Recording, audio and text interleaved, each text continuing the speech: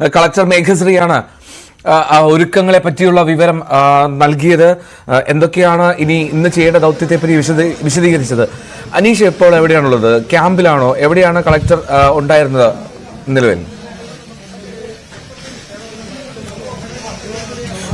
ഞാൻ ചൂരൽമലയിലാണ് ഉള്ളത്. ഇവിടെ നിന്നും ഈ റെസ്ക്യൂ ഓപ്പറേഷൻസ്, അതായത് രക്ഷാ ദൌത്യം ആരംഭിക്കുന്നു. അതിന്റെ നടപടിക്രമങ്ങൾ പൂർത്തിയാക്കിയിരിക്കുന്നു. കളക്ടർ അതിന്റെ എക്സിക്യൂട്ടീവ് ഓർഡറുമായി അവിടേക്ക് പോകുന്ന കാഴ്ചകളാണ് കാണുന്നത്. നമുക്കിപ്പോൾ കാണാം ഈ രക്ഷാ ദൌത്യത്തിനുള്ള ആളുകൾ ആണ് ഈ തയ്യാറായിക്കൊണ്ടിരിക്കുന്നവർ. ഗംബൂട്ടുകളും മറ്റു വേണ്ട സുരക്ഷാ സന്നാഹങ്ങളൊക്കെ സ്വീകരിച്ച് ഇവിടെ നിന്നും ഇറങ്ങുന്ന കാഴ്ചയാണ് നമ്മളിപ്പോൾ കണ്ടുകൊണ്ടിരിക്കുന്നത്. വളരെ പെട്ടെന്ന് തന്നെ ദൌത്യം ആരംഭിക്കും എന്നാണ് അവർ പറഞ്ഞിരുന്നത്. എന്തായാലും കണക്കുകളുടെ കാര്യത്തിൽ ഒരു ഔദ്യോഗിക സ്ഥിരീകരണം, അതായത് എത്ര പേരെയാണ് കാണാതായത്, ഒറ്റപ്പെട്ട ഇടങ്ങളിൽ എത്ര പേര് തങ്ങിയിരിക്കുന്നു, അല്ലെങ്കിൽ കാട്ടിനകത്തും ഈ കാടിന് പുറത്തുമൊക്കെ ഉള്ള വീടുകളിൽ എത്ര പേർ ഉണ്ട് എന്നതിനെ കുറിച്ചൊക്കെ ഏതാണ്ടൊരു കണക്ക് കൃത്യമായി ശേഖരിച്ചു കഴിഞ്ഞിട്ടുണ്ട്. പക്ഷേ ആ കണക്കുകൾ വൈകാതെ സംസ്ഥാന തലത്തിൽ നിന്ന് പുറത്തുവിടും. അത് ഈ ക്യാമ്പുകളിൽ കഴിയുന്ന ആളുകൾ, ഈ മരിച്ച ആളുകൾ, അവരുടെ ബന്ധുക്കൾ തുടങ്ങിയ പല ഇടങ്ങളിൽ നിന്നുള്ള കണക്കുകൾ ഇതിനകം സമാഹരിച്ച് കഴിഞ്ഞിട്ടുണ്ട് അധികൃതർ. അത് അടിസ്ഥാനപ്പെടുത്തിയുള്ള തെരച്ചിലാണ്. ഇന്നലെ ഈ അപകടം നടന്ന ഇടങ്ങളിലേക്ക് പോകുന്നതിനുള്ള ഒരു വലിയ ബുദ്ധിമുട്ട് ഈ തെരച്ചിൽ സംഘം നേരിടുന്നു. എന്നാൽ ആ വിടവുകൾ മാറ്റിക്കഴിഞ്ഞിരിക്കുന്നു. അത്തരത്തിൽ ഒരു കമ്മ്യൂണിക്കേഷൻ ആ സ്ഥലവുമായി ഉണ്ടാക്കുന്നതിനുള്ള നടപടിക്രമങ്ങൾ വിജയിച്ചിരിക്കുന്നു. അതുകൊണ്ട് ആ ഇടത്തേക്ക് കൂടുതൽ ദൌത്യ സംഘങ്ങൾ പോകുന്നു. ഇന്നലെ പ്രധാനമായും ഈ കുരുങ്ങിക്കിടന്ന, അതായത് ഏറ്റവും അധികം ആളുകൾ ഒന്നിച്ചു കുരുങ്ങിക്കിടന്ന ഇടങ്ങളിൽ നിന്നും പുറത്തേക്ക് ആളുകളെ എത്തിക്കുന്നതിനാണ് ശ്രമം നടത്തിയിരുന്നത്. ഈ വടങ്ങൾ ഉപയോഗിച്ചും അല്ലെങ്കിൽ എയർലിഫ്റ്റിംഗ്, അങ്ങനെ പല മാർഗങ്ങളിലൂടെ.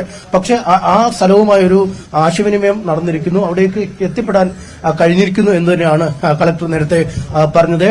അതുകൊണ്ട് തന്നെ ഒറ്റപ്പെട്ട ഇടങ്ങളിൽ ആളുകൾ ഉണ്ടാവാനുള്ള സാധ്യത ഒരുപാട് ഉണ്ട് എന്നും കളക്ടർ പറയുന്നു. അത്തരം ഇടങ്ങളിലേക്ക് ഈ തദ്ദേശീയരായ ആളുകളുടെ കൂടി സഹായത്തോടുകൂടി അവരെ കൂടി ഉൾപ്പെടുത്തിക്കൊണ്ടുള്ള പരിശോധന നടത്തും. കാരണം ഈ പുറത്തുനിന്ന് വരുന്ന NDRFന്റെ ആളുകൾക്കോ പോലീസിനോ ഫയർഫോഴ്സിനോ ഒന്നും ഈ ഏതൊക്കെ ഇടങ്ങളിലാണ് വീടുകൾ നിലനിന്നത്, അല്ലെങ്കിൽ ഏതൊക്കെ ഇടങ്ങളിലാണ് ആളുകൾ താമസിക്കാൻ സാധ്യതയുള്ള ജനവാസ മേഖലകൾ എന്നതിനെ കുറിച്ചൊരു കൃത്യമായ ചിത്രം ഉണ്ടാവില്ല. അതുകൊണ്ട് തന്നെ തദ്ദേശീയരായ ആളുകളെ കൂടി ഉൾപ്പെടുത്തിയുള്ള തെരച്ചിൽ ആ മാർഗമായിരിക്കും ഇന്ന് അവലംബിക്കുക എന്ന് കളക്ടർ പറയുന്നു. അപ്പം ഈ ദുരിതാശ്വാസ സാമഗ്രികളുടെ മറ്റുമൊക്കെ ആവശ്യത്തിനുള്ള സ്റ്റോക്ക് ഇതിനകം ഉണ്ട്. അത്തരം ക്രമീകരണങ്ങളെല്ലാം ഉണ്ട്. അതുകൊണ്ട് അനാവശ്യമായ ആളുകൾ ഇവിടേക്ക് വരണ്ട. ആളുകളുടെ ഭാഗത്തു നിന്നും വലിയ പ്രതികരണമാണ് ഉണ്ടായിരിക്കുന്നത്. അതിന് തങ്ങൾക്ക് വളരെ നന്ദിയുള്ളവരാണ് എന്ന് കളക്ടർ പറയുകയും ചെയ്തു. പക്ഷേ അനാവശ്യമായ ആളുകൾ ഇവിടേക്ക് വരുമ്പോൾ ഈ ആശുപത്രിയിലേക്കും മറ്റും ആളുകളെ കൊണ്ടുപോകുക, അല്ലെങ്കിൽ ഈ രക്ഷാ ദൌത്യത്തിനിറങ്ങുന്ന ആളുകളുടെ വാഹനങ്ങൾ തടസ്സപ്പെടുത്തുക തുടങ്ങിയ അത്തരം സാഹചര്യങ്ങൾ വരാൻ സാധ്യതയുണ്ട്.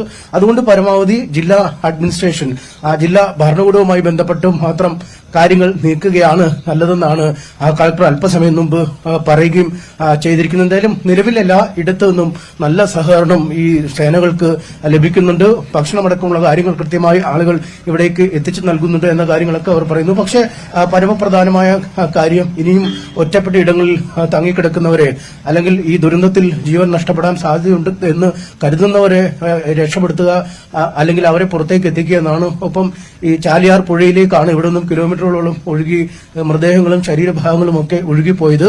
അത്തരം ഇടങ്ങളിൽ ഈ മറ്റ് മലപ്പുറം ജില്ലാ കളക്ടറോടുമൊക്കെ ചർച്ച ചെയ്തിട്ടുണ്ട്. അങ്ങനെ